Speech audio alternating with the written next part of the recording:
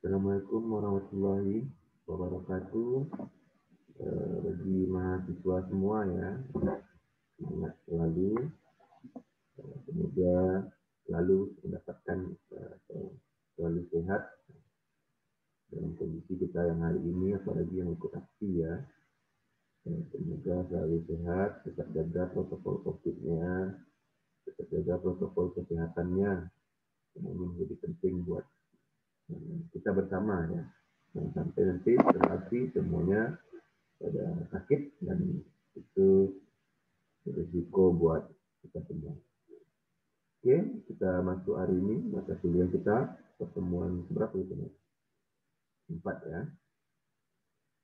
Tentang etika profesi hukum ya. Kemarin sudah saya jelaskan pengertian etika, kemudian perbedaan antara etika dengan etiket, etika dan moralitas ya. Nah, pada prinsipnya kan etika itu ya bisa kita pahami bahwa sebagai refleksi atas perbuatan ya. Perbuatan yang kita lakukan, baik itu mana yang menentukan mana yang benar dan mana yang salah ya. Nah, ini menjadi ukuran dalam berperilakunya masyarakat, dalam berperilakunya kelompok-kelompok atau profesi-profesi yang ada. Nah, di mana kan setiap anggota kelompok ketika dia sudah sepakat tuh melakukan atau kesepakatan membuat atau membentuk etika ya, membuat kesepakatan itu kemudian kan bisa harus menjadi sebuah cara berperilakunya anggota tersebut. Ya. Semua harus mematuhi itu. Ini menjadi penting sekali sehingga kan ketika dalam satu organisasi sudah menyepakati etik yang akan menjadi atau yang akan mereka taati, maka ketika dia sudah menjadi sebuah konsensus, itu menjadi sebuah ketaatan bersama. Sehingga etika itu menjadi seragam kan. Sehingga terjadilah universalitas dari etika terhadap bagi kelompok itu. Walaupun dalam konteks yang besar kan itu kan bagian ya, karena dia bagian sifatnya kan fakultatif. Ya. Misalnya etika profesi dokter, etika profesi jaksa itu, itu sifatnya memang kelompok-kelompok tertentu kan. Sifatnya masuk ke dalam tataran bagian-bagian tertentu ya. Sehingga dia fakultatif. Ya. Ya kan kalau saya bicara fakultatif itu kita seolah-olah seperti di universitas ya. Universitas itu kan universal dalam konteks misalnya UNRI itu ya. Universitas ya. Kita bicara UNRI pasti itu rektorat ya. Yaitu menaungi ya, rektorat ini atau universitas ini kan menaungi beberapa fakultas tuh. Fakultas itu sifatnya kan kelompok tuh, fakultas hukum, kelompok hukum tuh. Fakultas kedokteran, kelompok kedokteran. Nah, dalam konteks fakultatifnya ya hukum dia kan punya cara tuh ya, beretika. Beda nanti dengan fakultas-fakultas yang lain. Kalau di fakultas hukum itu etikanya mahasiswa nggak boleh ada yang gondrong, di tempat lain mungkin boleh, dipicit mungkin bisa saja ya. Kalau di fakultas hukum kan nggak boleh tuh. Walaupun ya tidak ada aturan-aturan secara jelas atau aturan-aturan seperti itu. Kenapa? Karena koridornya etika. Kalau koridornya etika, itu kan konsensus bersama, tertulis maupun tidak tertulis. Ini harus Anda pahami itu. Makanya kan masing-masing mahasiswa, kok beda nih perlakuan antara mahasiswa fakultas hukum, fakultas yang lainnya. Kenapa? Karena standar etikanya itu berbeda satu dengan yang lain. Sehingga kan Anda memahami tuh cara-cara belajar, cara bertingkah laku, cara berpakaian, ya. Kemudian rambut, ya, merokok. Kalau di kita kan dilarang tuh merokok di depan publik kan. Kalau ada pelarangan merokok di depan publik, otomatis kan rokok itu sendiri-sendiri, jangan ajak kawan-kawannya. Rokok itu kan kan dia silakan Anda lakukan di tempat yang tidak diketahui orang lain. Karena pada prinsipnya di kita kan tidak boleh. Kenapa? Seolah-olah kan itu dianggap ya berperilaku ya yang belum benar kan.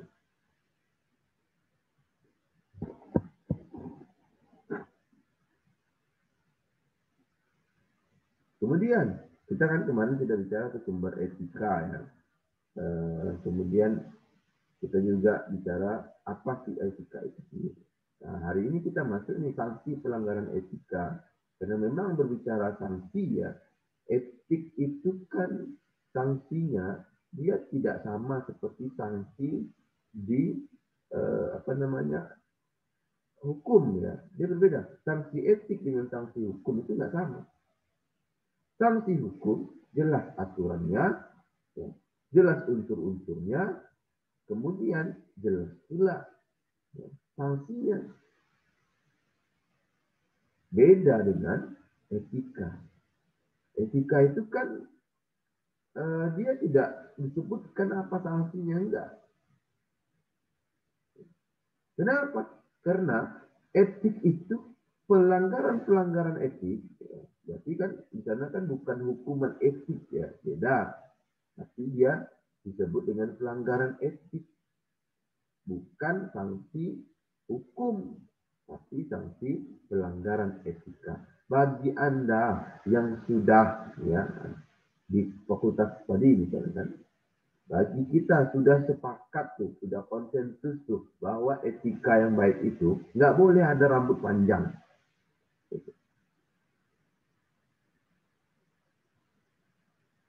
Kemudian ada salah satu mahasiswa yang berambut panjang, kan nggak akan mendapatkan hukuman bahwa akan diberikan di penjara tuh, atau melakukan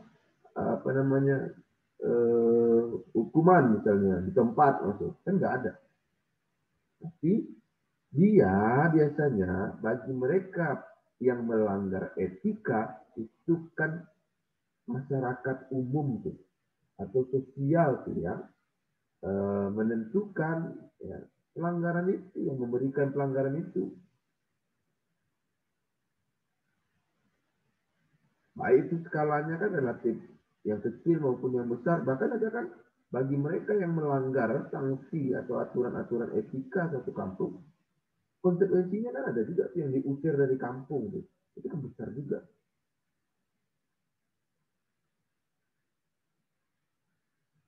Jadi bicara pelanggaran etik ya, bicara sanksi, sanksinya itu kan disesuaikan dengan, maka sanksi itu mengikuti itu situasi itu. Oh ada orang dulu kok ketika melakukan misalnya di fakultas kita itu rambutnya panjang, ada dulu itu digunting 4 misalnya. Seperti Anda juga di sekolah dulu kan, guru-guru bawa gunting lu, gunting langsung. Ada juga. Ada juga tuh diusir. Udahlah kamu keluar aja. Gak usah masuk ke saya. Ada juga tuh, udah kamu pulang, gunting rambut. Setelah gunting rambut, baru kembali lagi ke usaha. Sehingga kan tidak ada tuh batasan terhadap sanksi pelanggaran etik. Beda kalau dia sanksi hukum kan. Bagi dia sanksi hukum maka kan jelas tuh. Diberikan hukuman maksimal 8 tahun penjara, 10 tahun penjara, seumur hidup. Jadi ada tuh. Sehingga kan nanti hakim tuh kasih, nah ini maksimalnya nih. Nah, ada juga memberikan batas minimal. Ya, macam kan. Yang dilakukan oleh yang itu ketika bicara konteks hukum. Beda kalau dengan etik. Karena kalau di dalam masyarakat kan, ketika Anda misalnya pulang tengah perempuan nih misalnya, pulang tengah malam, kan nggak ada tuh hukuman bagi perempuan yang pulang tengah malam maka nggak boleh masuk rumah atau silakan dari kampung lain, nggak ada. Tapi bagi Anda yang melakukan pelanggaran etik, Baik itu bagi perempuan misalnya pulang malam, maka kan itu dia akan mendapatkan sanksi sosial dalam masyarakat. Dibicarakan tuh dalam konteks itu dia bagi sanksi. Anak digunjing tuh di mana-mana tuh, wah ini perempuan, ini anak si anak. Itu kan sanksinya tidak hanya bagi si pelaku, tapi moral bagi satu keluarga. Beda kalau sanksi hukum. Sanksi hukum kepada subjek yang melakukan kesalahan. Tapi bagi mereka sanksi pelanggaran etik itu belum tentu. Sanksi sosial itu bisa dirasakan bukan hanya bagi mereka yang melanggar etik, tapi bagi keluarga mereka yang di rumah diam saja tidak melakukan apa-apa, tetapi kena atau kena imbas dari pelanggaran yang dilakukan oleh satu orang atau seorang subjek. Ini beda ya.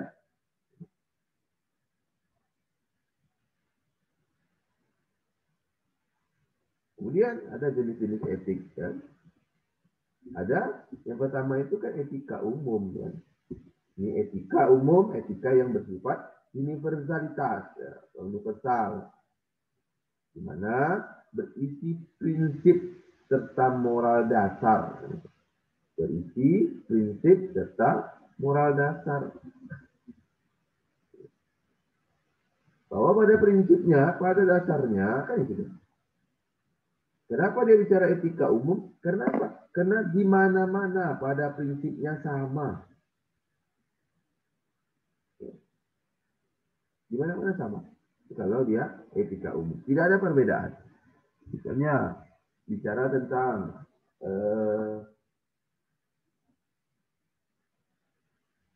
hak, ya, hak untuk hidup. Ya. Di mana-mana orang kan sama. Oh, mau di Barat, mau di Eropa, mau di Indonesia, sama semua memiliki hak untuk hidup. Patuh kepada orang tua atau tidak berbuat baik kepada orang tua kan. Di mana-mana kan mau dimanapun sama semua orang pada prinsipnya, pada dasarnya harus berbuat baik kepada orang tua. Ini etik itu. Standar umum. Mungkin kita dari bayi langsung wah nggak mengakui. Oh kamu bukan orang tua saya, nggak mungkin. Tapi pada dasarnya, pada prinsipnya, semua orang dimanapun berada punya ya berbuat baik pada orang tua itu umum. Dan yang lain-lain banyak contoh lain. Jika umum itu kan sopan santun ya, pada orang tua, kepada yang dituakan, kepada ulama, kepada tokoh-tokoh adat, masyarakat tempatan, sama kan? Perlakuan sama. Itu etika umum. Kemudian yang kedua ada etika khusus atau etika terapan. Yang mana etika khusus ini dia berlaku khusus atau sifatnya fakultatif tadi. Sesuai dengan konteksnya masing-masing, sesuai dengan kelompoknya masing-masing. Kemudian etika khusus ini kan dibagi juga menjadi etika individual dan etika sosial.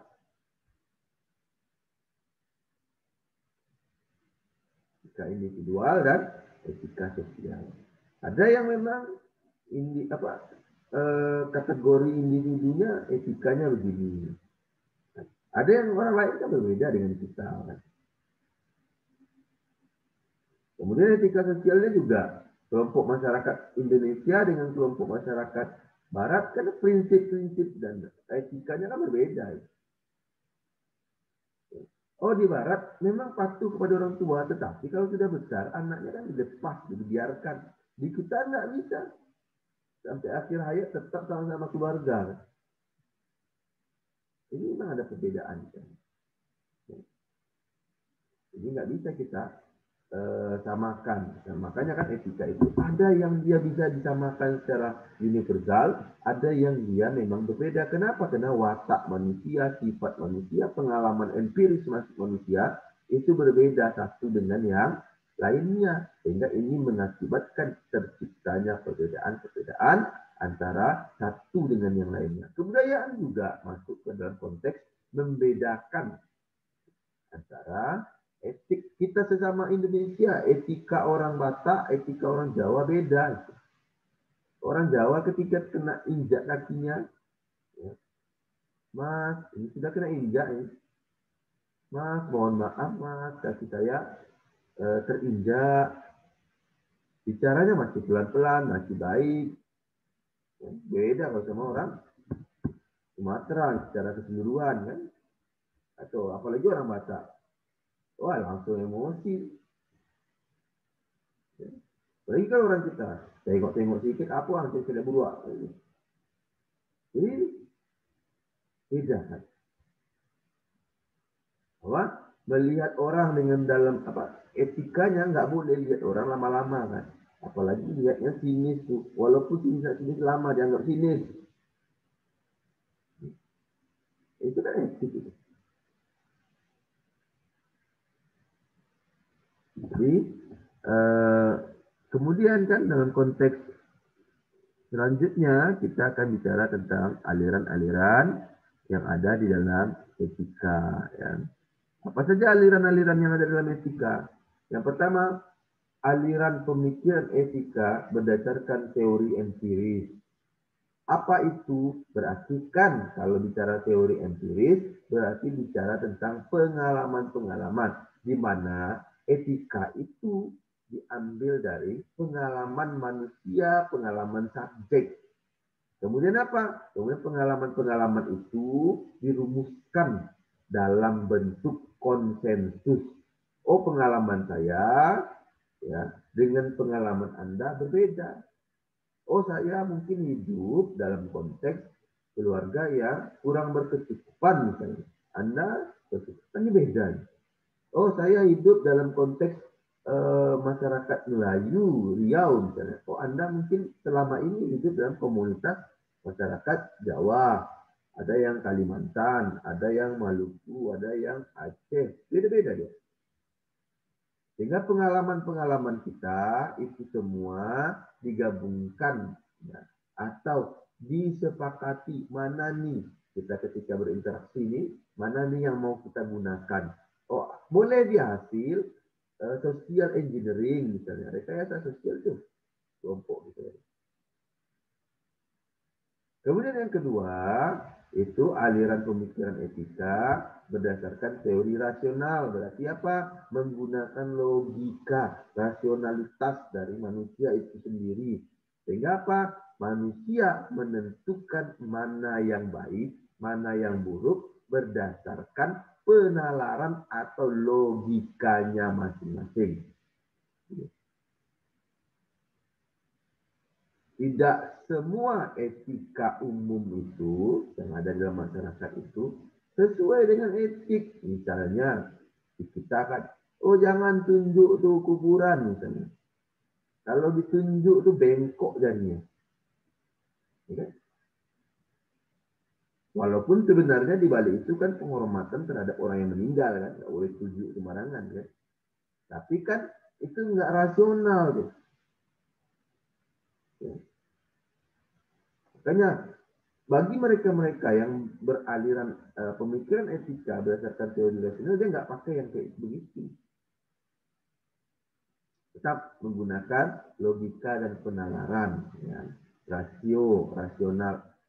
Rasionalitas manusia. Oh ini, berarti kan, oh ini sesuai dengan rasio. Oh ini nggak logika ini.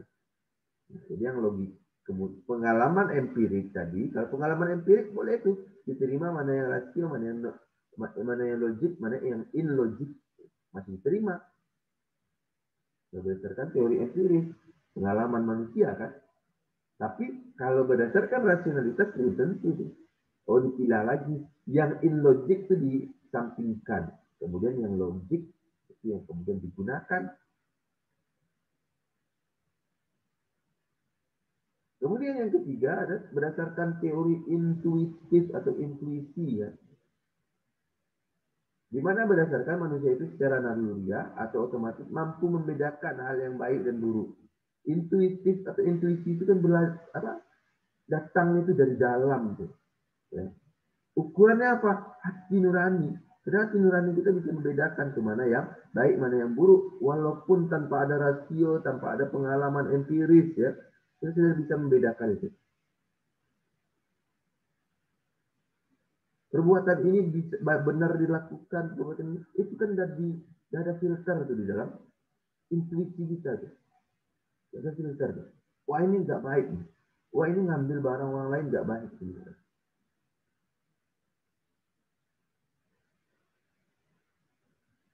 Ada tuh hati, ada yang filter dari dalam, kan intuisi itu datangnya dari dalam. Kemudian yang keempat tuh ada teori wahyu. Ya.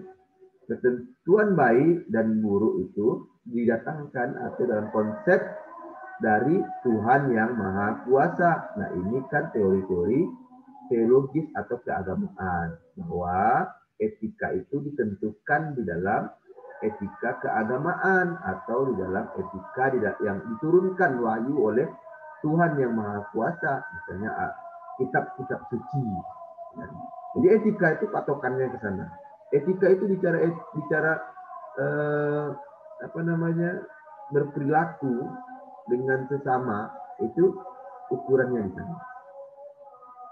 Ukurannya di dalam wahyu atau ukurannya di dalam kitab suci. Nah itu agama Islam, Kristen, Buddha, Hindu. Mereka punya kitab sucinya masing-masing, itu menjadi ukuran bagi mereka. Mungkin itu saja, silakan Anda pahami materi yang saya berikan. Semoga bermanfaat. Assalamualaikum warahmatullahi wabarakatuh.